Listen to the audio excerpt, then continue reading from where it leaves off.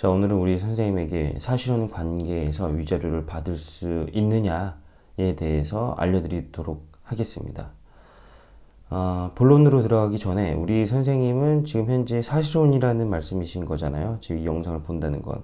그런데 제가 궁금한 건 만약에 선생님이 사실혼 관계가 아니고 그냥 단순 동거 관계라면 절대로 이 영상은 도움이 되지 않을 것입니다. 즉, 내가 사실혼인지 아닌지에 대해서 잘 모른다면 이전 강의 사실혼이란 무엇인가에 대해서 꼭 보셨으면 좋겠어요. 많은 분들이 이제 사실혼이 정확하게 뭔지 모르세요. 그냥 같이 살고만 있다면 사실혼이라고 생각을 하는데 그게 아니라는 것이죠. 당연히 우리 선생님은 정확한 사실혼 관계라고 생각을 하고 설명을 해드리는데, 자, 우리 선생님은 혼인신고만 되어 있지 않은 상태예요. 그리고 또 정확하게 법률혼과 동일한 법적 그러니까 법적 보호를 받을 수 있는 권리가 있다는 거죠, 우리 선생님은.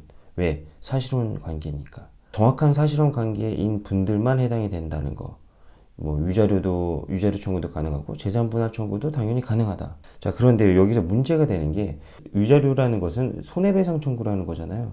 뭐 내가 피해를 받았을 때 상대방으로부터 받는 금전적 손해배상. 특히 사실혼 관계에서는 어쩔 때 가능하냐라는 거죠. 그거 아실지 모르겠지만 사실혼은 그냥 헤어지면 돼요. 어떤 뭐 신고를 한다든가 어떤 신청을 한다든가 그런 게 전혀 없어요. 그냥 헤어지시면 돼요. 하지만 다른 부분이 뭐냐?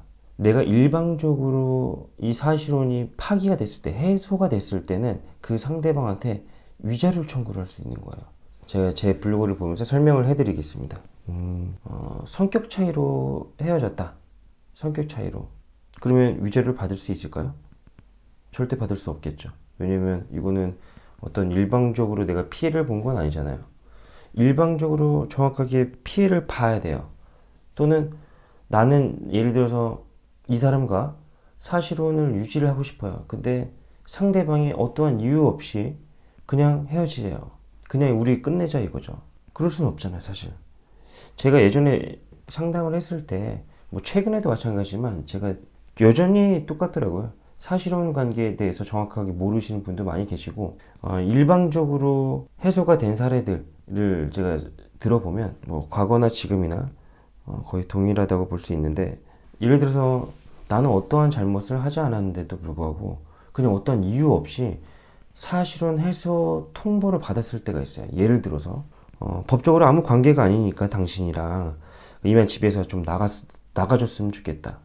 이건 내 명의로 된 내 집이니까 내일부로 짐을 빼라 라고 한다던가, 아니면 이럴 때 이런 것도 있어요. 갑자기 헤어지세요. 우리 관계를 정리하자는 거죠. 생각해보니까 우리 너무 다르다는 거죠. 그리고 앞으로 당신하고 같이 살 자신이 없다. 뭐 갑자기 상대방이 그냥 일방적으로 이렇게 얘기를 하는 경우도 있어요. 그리고 또 그냥 이런 경우도 있죠. 그냥 다짜고짜 연락하지 말래요. 난 이제 당신하고 살지 않겠다. 집에 내가 안 들어가겠다. 집은 천천히 정리를 해줬으면 좋겠다. 그냥 이유 없다. 그냥 네가 싫다.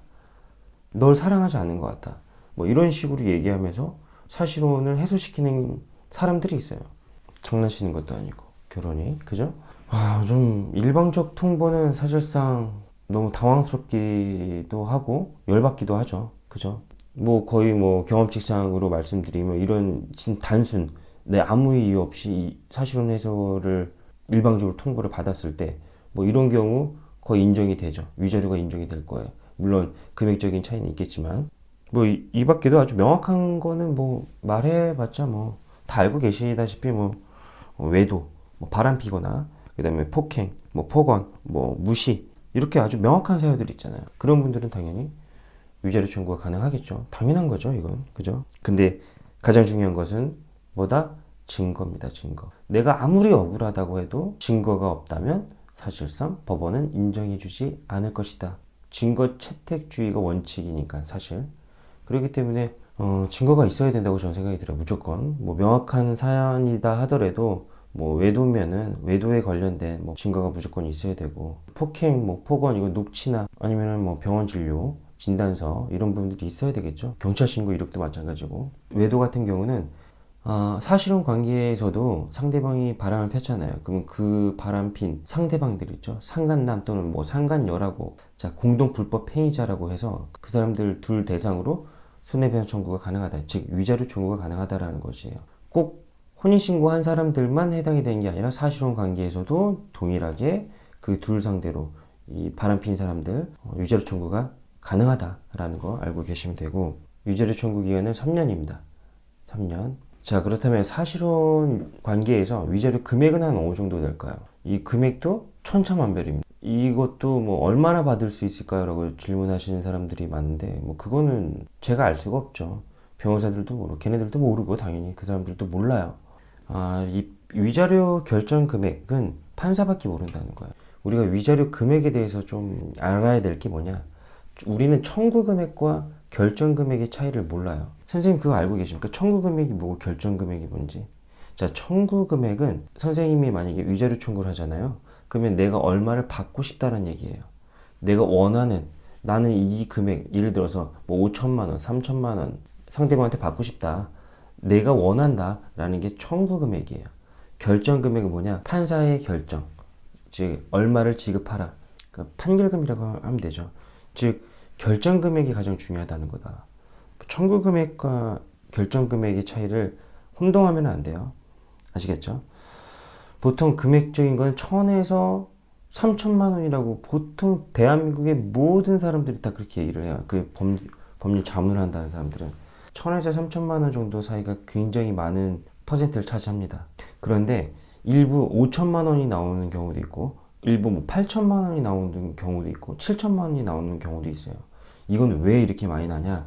위자료만 책정이 된 게 아니라는 것이에요. 재산 분할과 어느 정도 관련돼서 뭐 재산을 나눌 게 없다든가 아니면은 뭐 다 포함해 가지고 위자료 금액이 이렇게 큰 금액이 나온 사례들이 있기도 해요. 근데 거의 없죠. 거의 없고 그냥 정신적, 육체적, 경제적으로 피해를 받았던 부분에 대한 금액 정도는 대략 1,000에서 3천만 원 사이가 많이 나온다라는 거고, 실적으로 500만 원 나오는 경우도 있고 200만 원 나오는 경우도 있고 뭐 150도 있고 뭐 이렇게 금액이 굉장히 낮은 금액들도 많아요. 무조건 뭐 몇 천만 원이다라고 볼 수 있는 건 아니라는 거죠. 사실혼이 단기간에 해소된 경우, 예를 들어서 결혼식까지 다 했고 근데 이제 결혼식을 준비하면서 들어갔던 비용도 혼수나 예물, 예단 이 비용이 굉장히 많이 지출이 됐을 때 그때는 이 위자료 금액이 굉장히 올라갈 수 있어요. 부당하게 어떤 피해를 받았을 때죠. 그럴 때는 금액이 조금 올라가는 경우들이 있어요. 그 부분, 그 금액들을 조금 참작을 해줘가지고 법원에서 이게 약혼 해지로 인한 손해배상 청구일지 아니면 사실혼을 볼지는 다소 애매한 부분이 있겠지만 위자료 금액에 대해서만 봤을 때는 이 정도 큰 금액이 나올 경우 케이스가 있었다. 뭐 신혼여행 갔다가 바로 각자 집으로 간다든가 아니면은 뭐 한 달 정도 살았나? 이 정도의 단기간 정도 있죠. 명확한 피해를 받았던 그런 케이스들 같은 경우는 그동안의 결혼식 때 들어갔던 비용들이 참작이 돼서 위자료를 산정할 때 어느 정도 참작이 돼서 그 금액이 좀 높게 나올 수 있다는 것이에요. 뭐 이것도 그냥 참고만 하셔야 되겠죠. 선생님께서. 그리고 위자료 같은 경우는 우리 선생님이 어떤 상황에 놓여 있는지 모르겠지만 정말 다 달라요. 이 다르다는 거는 각각 개인 사정에 따라 누구는 1,000만 원, 누구는 뭐 1,500, 누구는 2천만 원 다 다릅니다.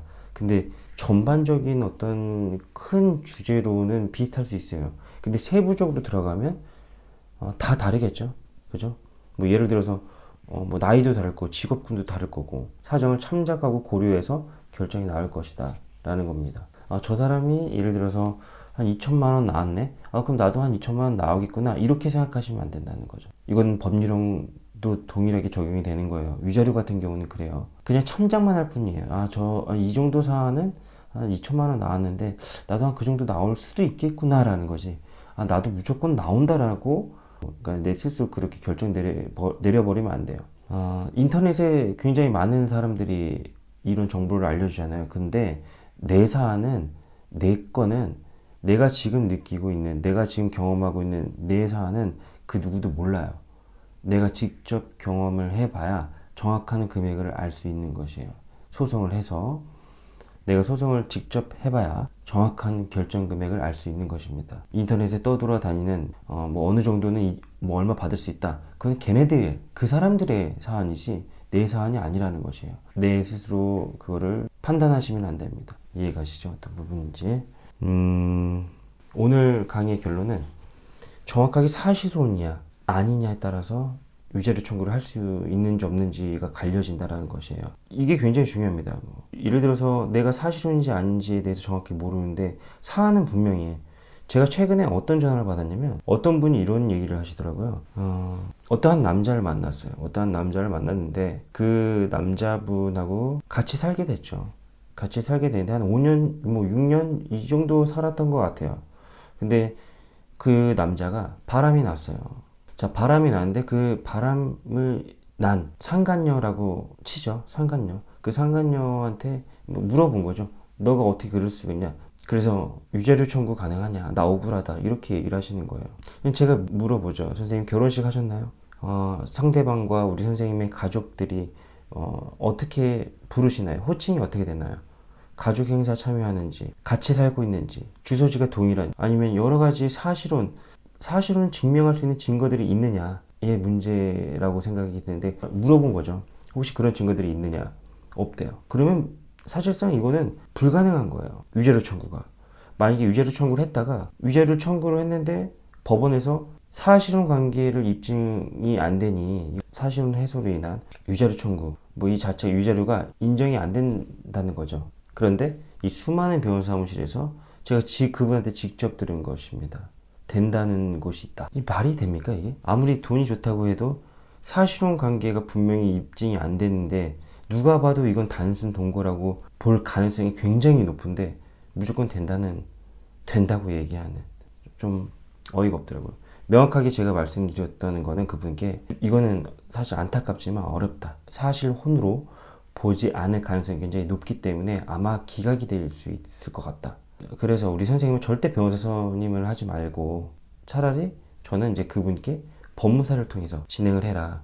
왜냐면 법무사 비용은 변호사 비용하고 완전 다르기 때문에 일단은 내가 나중에 기각이 될 수도 있는 그러면 금전 피해가 발생이 되잖아요. 그렇기 때문에 법무사를 통해서 진행을 하고 그 다음에 사실혼이 인정이 될 수 있는 뭐 법원에서도 이거 사실혼으로 볼 수 있는 부분으로 분위기가 흘러간다.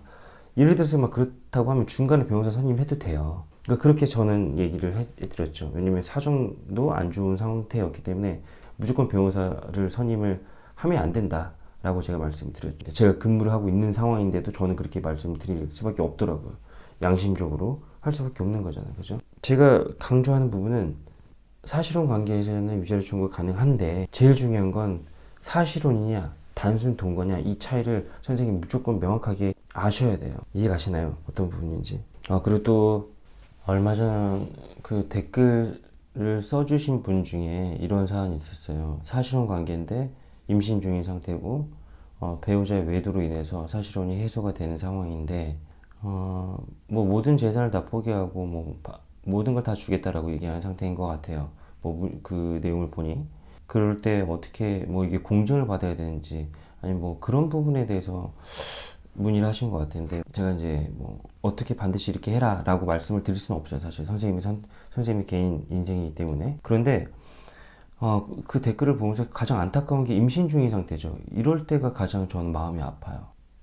어떠한 잘못을 한다 하더라도 제발 임신 중인 상태는 좀 안 했으면 하는 생각이 드네요. 그런 잘못들을 저는 개인적인 마음에는 그런 생각이 많이 드는데 그분이 이제 사실혼인 거죠. 사실혼. 재산 모든 걸 다 포기했다라고 한다면 배우자하고 재산에 대해서 모든 게 다 동의가 됐기 때문에 그냥 법무사를 찾아가서 변호사 찾아가지 마시고 변호사 찾아가면은 몇백만 원 들어가니까 그 변호사를 쓰지 말고 선임하지 말고 그냥 법무사를 찾아가서 법무사한테 얘기를 하는 거예요. 저 조정 신청 좀 해달라고. 조정 신청을 하게 되면 이 조정으로 결정이 나버리면 조정조서라고 하는데 그건 이제 판결문하고 동일한 효과가 발휘돼요. 제가 따로 영상을 올려드리겠습니다. 이혼에 대해서 조정에 대해서 올려드릴게요. 나중에. 아무튼 우리 선생님은 조정 신청을 해서 법무사를 통해서 진행을 해라 라는 게 가장 현실적인 도움이에요. 뭐 소정의 비용이 당연히 들어가겠지만 그렇게 해서 마무리를 짓는 게 가장 좋습니다. 아시겠죠? 그렇게 하시는 게 가장 좋을 것 같고, 뭐 이런 얘기도 하시더라고요. 공증을 받고 몇 년 뒤에 이혼해도 되냐, 그 몇 년 뒤에 이혼을 했을 때 효력이 되냐, 그런 분들은 거의 없다고 보시면 돼요. 부부간에 이루어지는 거기 때문에 실적으로 지금 공증을 받고 그 다음에 몇 년 뒤에 이혼을 하겠다. 그럼 몇 년 뒤에 이혼을 안 하게 될 수도 있는 거 아닙니까? 몇 년 뒤에 이혼을 안 하게 되면 이 공증도 효력이 없는 거겠죠. 그죠? 왜냐면 이혼 전제 조건인데. 그러니까 이렇게 굉장히 애매한 부분이고, 그런 사람들은 거의 없다라는 거죠. 공증을 받고 뭐 있을 수 있겠지만 거의 없다라는 거죠. 뭐 일단 우선은 제가 이제 댓글을 굉장히 많이 봅니다. 그리고 또 댓글에 대해서 굉장히 자세하게 답변을 해드리려고 굉장히 노력을 많이 하고 있고, 어쩔 때는 좀 답답한 부분도 있어요. 왜냐면 더 많이 알려드리고 싶은데 그게 이제 글로 쓰다 보니까 이게 뭐 실질적으로 피부로 와닿지 않을 수도 있다라는 생각이 좀 많이 듭니다. 그럼에도 불구하고 뭐 제가 웬만해서는 정말 제가 답변을 해드릴 테니까 궁금하신 부분 있다면 댓글을 달아주십시오. 그러면은 제가 도와드리겠습니다. 자, 오늘은 사실혼 관계에서 위자료를 받을 수 있느냐에 대해서 제가 알려드렸습니다. 간단하죠. 어떻게 보면 뭐 사실혼인지 아닌지 명확하게 알아야 된다. 그리고 또 결정 금액은 뭐 어느 정도 나올 수 있다. 이거 다 알고 있는 부분인데, 제 블로그에 들어오는 접속 시간을 보면 새벽에 많이 보시는 것 같아요.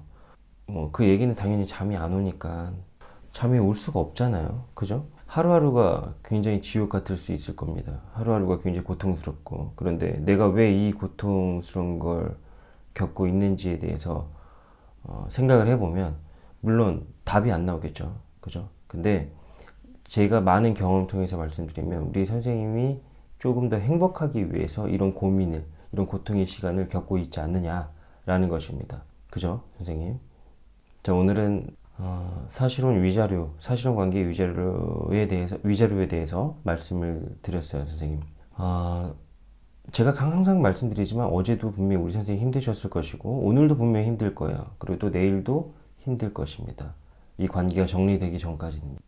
그 시간들이 지나가면 선생님에게 굉장히 행복한 나날들이 펼쳐질 거라는 거, 그건 저는 확신합니다. 그리고 혼자만의 시간을 되도록 갖지 마세요. 머리 아픕니다. 지금 고민하는 것들은 절대로 내일 해결되지 않습니다. 다시 말씀드릴게요.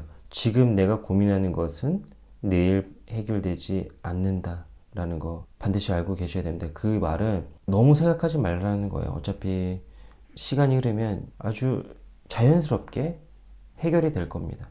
대신 아예 생각을 하지 말라는 건 아니고 너무 몰입하지 말라는 것이에요. 현재 상황에. 어차피 해결 안 됩니다. 아시겠죠? 스트레스를 받을 수밖에 없는 상황이라고 충분히 이해가 되지만 과도하게 하지 마세요. 오늘도 힘내시고 오늘도 화이팅 하시고, 오늘 영상은 여기까지 하겠습니다.